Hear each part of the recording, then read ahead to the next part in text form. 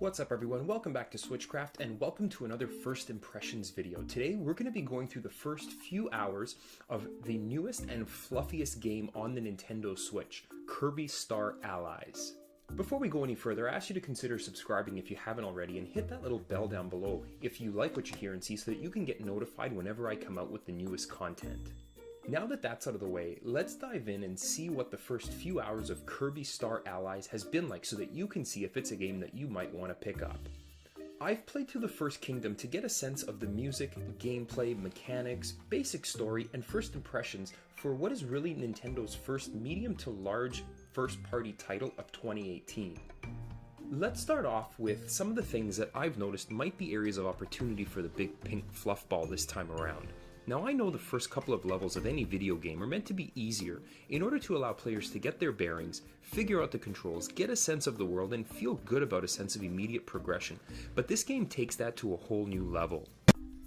Using Kirby's copy ability, you can take control of up to 3 baddies and have them tag along with you controlled by the CPU. They'll fight enemies on screen without you doing anything.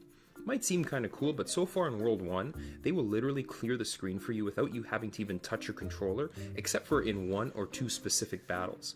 I really hope this is not something you can exploit as much moving forward. Up next, I found an opportunity with the actual platforming in this game. Kirby Star Allies bills itself as a 2 to 2.5D platformer, and while the controls are tight as you would expect, Kirby's movement is not. It feels like I'm controlling a slow-moving cloud that has a big turning radius, and level design that doesn't take this and make the most of it, or make it feel satisfying. Kirby even has the ability to suck up some air and essentially fly through any screen of any level, and in some spots I got the feeling that this entire game so far has felt like a giant underwater level. Okay, so difficulty and platforming definitely leave room for improvement. Let's talk about some of the things that this game does right. First off, visuals and graphics. From the opening cutscene to the end of the first kingdom where I unplugged to record my thoughts, this game is absolutely beautiful. It's silky smooth and ships with a level of polish that I haven't seen very often, even in modern titles. You know how in games there's a clear difference between the pre-rendered cutscenes and actual gameplay? Here that difference is almost indistinguishable. Kirby plays at 30 frames per second and looks just as good in handheld mode as it does on my 27-inch gaming monitor in docked mode. I have not hooked it up to the big screen downstairs, but I'm curious how it'll hold up being stretched that large. Another thing that this game does right that is objectively hard to measure is fun factor. In spite of this game being ridiculously easy so far, and getting the feeling that I'm swimming more often than platforming, I couldn't help but smile when I was playing it.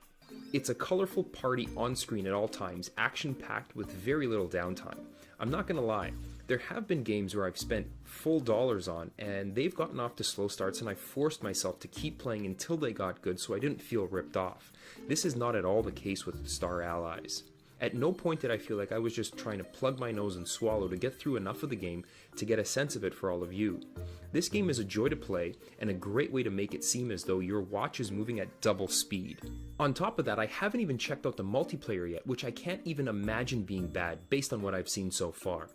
Look for that in a complete review coming out shortly and a possible live stream one day soon. All in all, this game is not worth the money just playing through the first kingdom.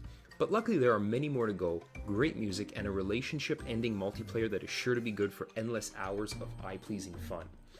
Kirby Star Allies will appeal to any age group, and I'm sure that it will be responsible for creating many more friendships than it destroys. Thanks for checking out the video. Let me know in the comments down below what you think of the game, or if you would recommend it to a friend if you have it already. That's all for today. Switchcraft out.